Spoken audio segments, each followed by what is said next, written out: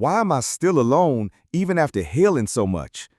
Do you ever feel like you've done all the work, but love still hasn't found you? Sister, I see you. I see the woman who has meditated through her pain, who has journaled her way through heartbreak, who has read every spiritual book and attended every workshop.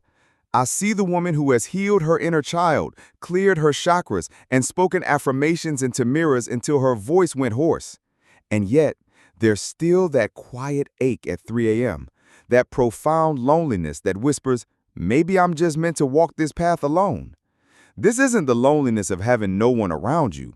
This is the loneliness of the soul, the deep knowing that despite all your growth, despite all your healing, despite all your spiritual evolution, you still haven't found that sacred mirror of love that sees you completely and chooses to stay.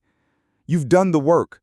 You've shown up. You've transformed. So why does love still feel like a distant country you can see but never reach? The answer lies in something Bob Proctor spent decades teaching. Your subconscious mind controls 96% of your results, including your relationships. While your conscious mind has been doing all this beautiful healing work, your subconscious has been running ancient programs that keep you in patterns of separation.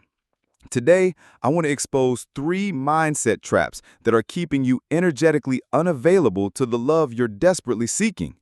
These aren't surface-level blocks. These are the deep paradigms that function like invisible force fields around your heart, repelling the very thing you're calling in. The first trap is perhaps the most insidious because it masquerades as spiritual work, believing you're broken and need to be fixed before being loved.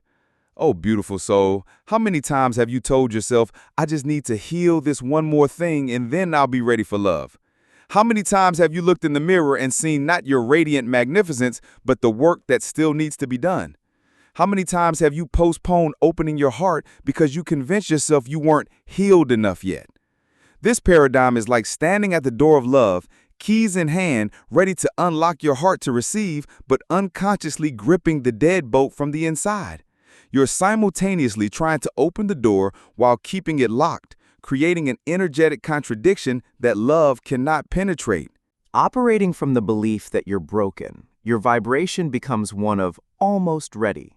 You emanate the energy of someone who is perpetually in preparation mode, perpetually becoming, perpetually not quite there yet. And the universe, in its infinite wisdom, matches that vibration perfectly. It sends you opportunities to heal, to grow, to become, but rarely to receive. Love doesn't require you to be perfect. Love doesn't require you to have figured everything out. Love doesn't require you to be without wounds or scars or stories. Love requires you to be present, to be open, to be willing to be seen in your magnificent imperfection. The woman who believes she's broken radiates the energy of incompleteness. She unconsciously broadcasts, I'm not ready yet, come back when I've fixed myself. And love, being the gentleman that it is, honors her request and waits. But here's the profound truth Bob Proctor taught. You are not broken. You never were broken. You are a divine being having a human experience, and every scar, every wound, every story is part of your sacred curriculum. The healing isn't about fixing what's wrong with you. The healing is about remembering what was always right with you. Think about it this way.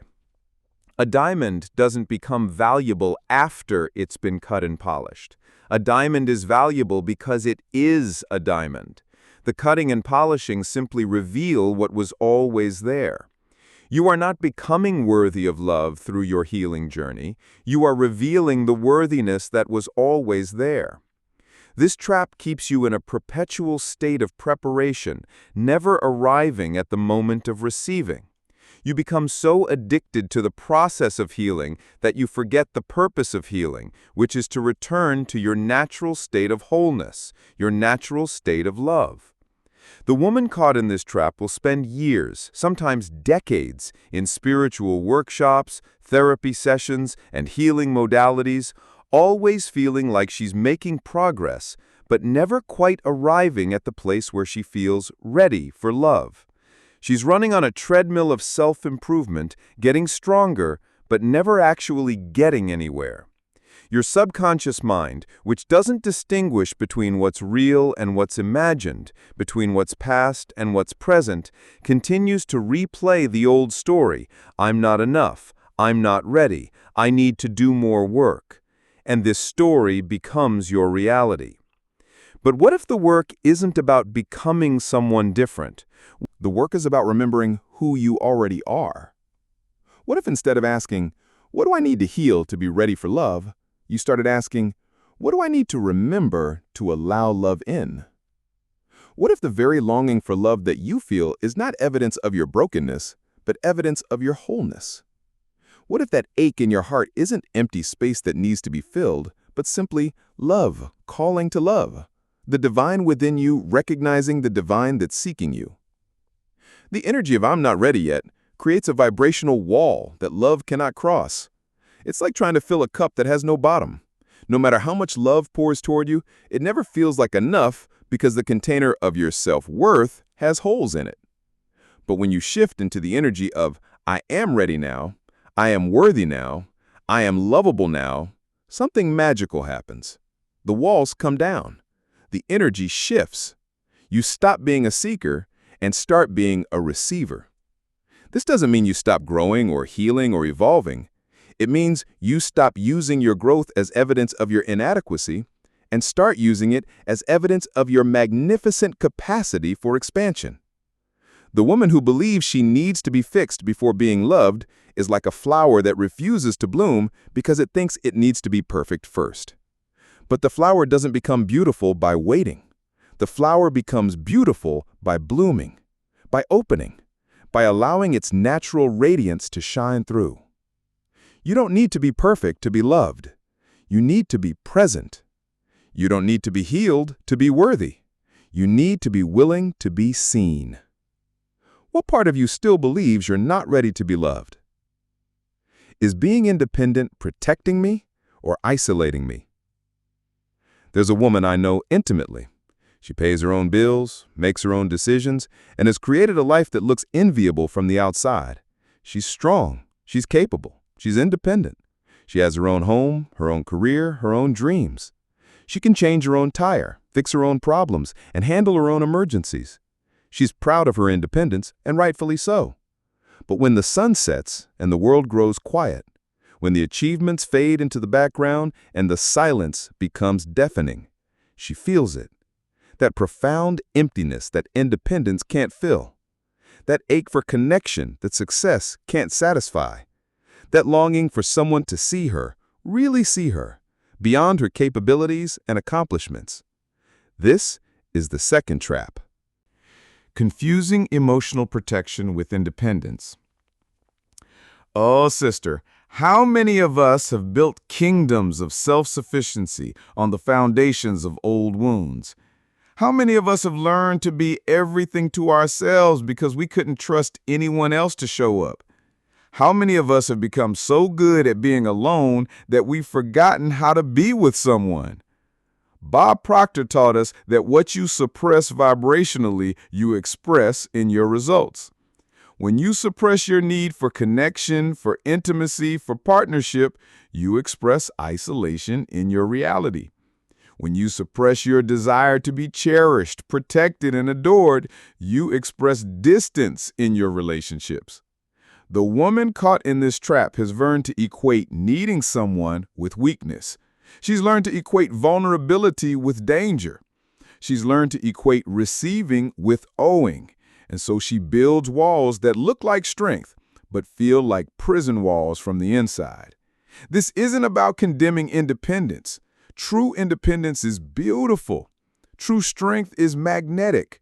True self-sufficiency is attractive. But there's a difference between independence born from wholeness and independence born from wounds. Independence born from wholeness says, I am complete within myself, and from this completeness, I choose to share my life with someone who complements my wholeness. Independence born from wounds says, I don't need anyone because everyone leaves anyway. Can you feel the difference in those vibrations? Can you sense how one invites love in while the other keeps love at arm's length? The wounded independent woman has learned to be the caretaker, the problem solver, the one who has it all together.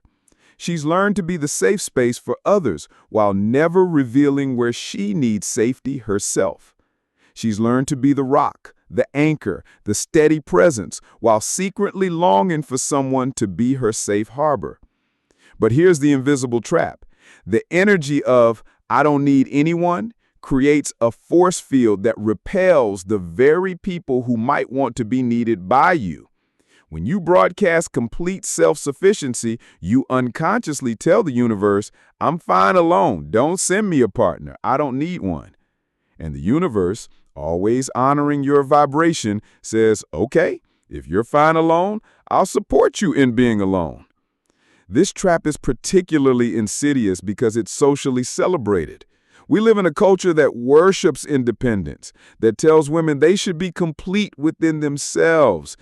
Without a partner, that suggests needing someone is somehow weak or anti-feminist. But what if the greatest strength is not in needing no one, but in being secure enough to admit what you truly desire? The woman in this trap has often experienced betrayal, abandonment, or disappointment in love. She's learned that the safest way to avoid being hurt is to never fully depend on anyone. She's learned that the best way to protect her heart is to never fully open it. She's learned that the most reliable love is the love she gives herself. And all of this is true, to a point. Self-love is essential. Self-reliance is important. But when these beautiful qualities become walls instead of foundations, they transform from assets into barriers. The wounded, independent woman often finds herself in relationships where she's doing most of the giving, most of the emotional labor, most of the carrying. She attracts partners who are more than happy to let her be the strong one, the capable one, the one who has it all figured out. But deep down, she's exhausted. Deep down, she's longing for someone to take care of her for once.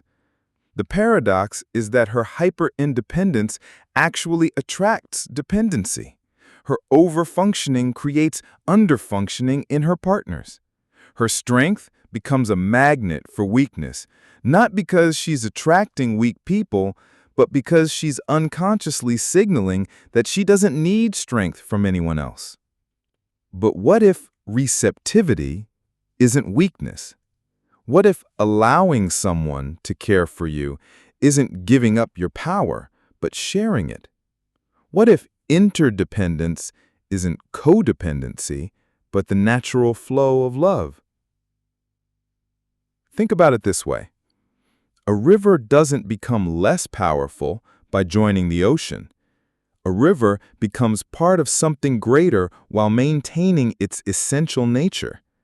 When you allow someone to flow into your life, to merge with your energy, to become part of your story, you don't lose yourself. You become part of something bigger than yourself. The shift from false self-sufficiency to true partnership requires what I call confident vulnerability. It's the courage to say, "I am whole and complete, and I would love to share this wholeness with someone who sees and cherishes it." It's the wisdom to know that needing someone doesn't make you needy, and wanting partnership doesn't make you weak. This trap keeps you isolated not because you're unlovable, but because you're unapproachable. You're like a castle on a hill, beautiful, strong, impressive, but surrounded by a moat that keeps others at a distance. The woman ready to release this trap begins to soften the edges of her independence. She begins to create spaces where others can contribute to her life. She begins to share her struggles, not just her successes. She begins to ask for help, not because she can't handle things alone, but because she wants to experience the joy of being supported. She learns that vulnerability is not about being weak in front of someone. Vulnerability is about being real with someone. She learns that interdependence is not about losing herself in a relationship. Interdependence is about finding more of herself through connection. The energy shift is profound. Instead of radiating, "I don't need anyone," she begins to radiate, "I am complete, and I choose to share my completeness with someone who complements it." Instead of being the woman who can do everything alone, she becomes the woman who can do everything alone but chooses not to. This doesn't mean she becomes helpless or dependent. It means she becomes selectively interdependent. She maintains her strength while creating space for someone else's strength to support her. The universe responds to this shift immediately. When you stop being energetically unavailable, you become magnetically attractive. When you stop pushing love away in the name of independence, you start drawing in partners who want to be your teammate, not your burden. Remember, beautiful soul, the strongest structures in the world are not built to stand alone. They're built to be supported, to be part of something greater, to share the load. Your independence is not threatened by partnership. Your independence is enhanced by choosing the right partnership. Write in the comments, "I am safe to receive love again," if this touched something in you. You don't attract love by deserving it. You attract it by believing it's already yours. You don't get what you want. You get what you are. And if what you are is someone who's constantly trying to become worthy, then what you get is more opportunities to prove your worthiness, not experiences of being worthy. The worthiness trap is like running on a treadmill toward a mirror. The faster you run, the further away your reflection seems to get. The harder you try to reach the destination of worthy enough, the more elusive it becomes. I want you to pause for a moment and feel into this truth. You have never, not even for a single moment, been unworthy of love. Not when you were born, not when you made mistakes, not when you felt broken, not when you were healing, not when you were growing, never. Your worthiness is not something you earn. Your worthiness is something you are. It's not a destination you reach. It's a truth you remember. But the wounded mind, the ego that has been programmed by a world that teaches us we must earn love, keeps us trapped in the loop of becoming. It keeps us focused on the gap between who we are and who we think we need to be, rather than on the truth of who we already are. The woman caught in this trap spends her life in a state of perpetual preparation for love. She's always getting ready, always working on herself, always one breakthrough away from being ready.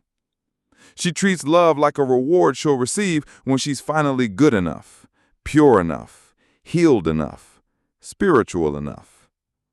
But love isn't a reward. Love is a recognition.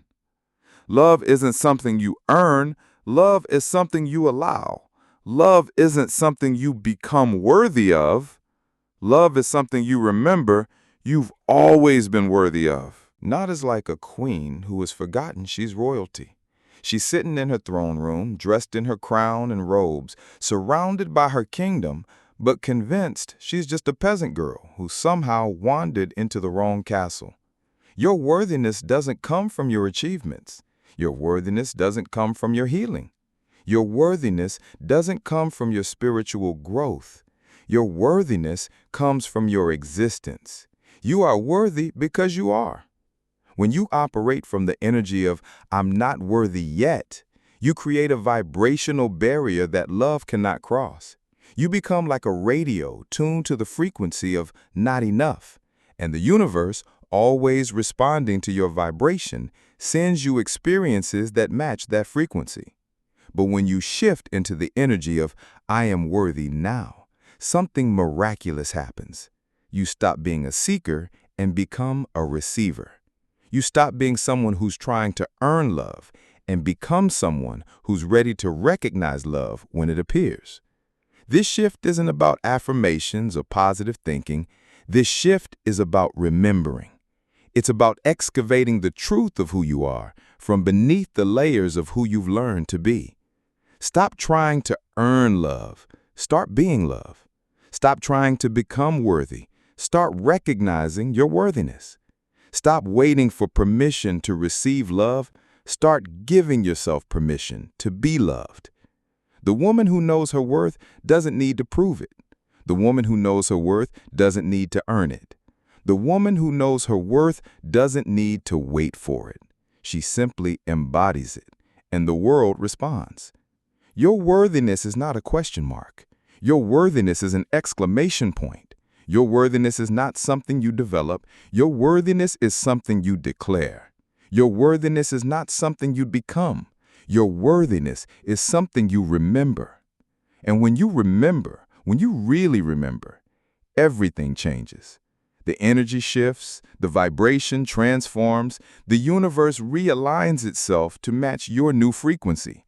You stop attracting relationships that make you prove your worth and start attracting relationships that celebrate your worth. You stop attracting partners who see your potential and start attracting partners who see your magnificence. You stop attracting love that feels like work and start attracting love that feels like coming home. The 3 traps we've explored today, believing you're broken, confusing protection with independence, and waiting to feel worthy, they're all variations of the same core wound, the forgetting of who you truly are. You are not broken. You never were broken. You are a divine being having a human experience, and every experience has been designed to bring you back to the truth of your magnificence. You are not meant to walk through this world alone. You are meant to be witnessed, cherished, adored, and supported. Your independence is beautiful, but it's even more beautiful when it's chosen from a place of wholeness rather than wounds. You are worthy of love, not because of what you've done or who you've become, but because of who you are. Your worthiness is not up for debate. Your worthiness is a fact. The love you're seeking is not somewhere out there waiting for you to become good enough to receive it. The love you're seeking is already yours. It's always been yours. It's simply waiting for you to remember that you deserve it. And when you remember, when you really remember, you'll stop being the woman who's waiting for love and become the woman who's ready to receive it. What mindset are you ready to release so you no longer walk through love alone?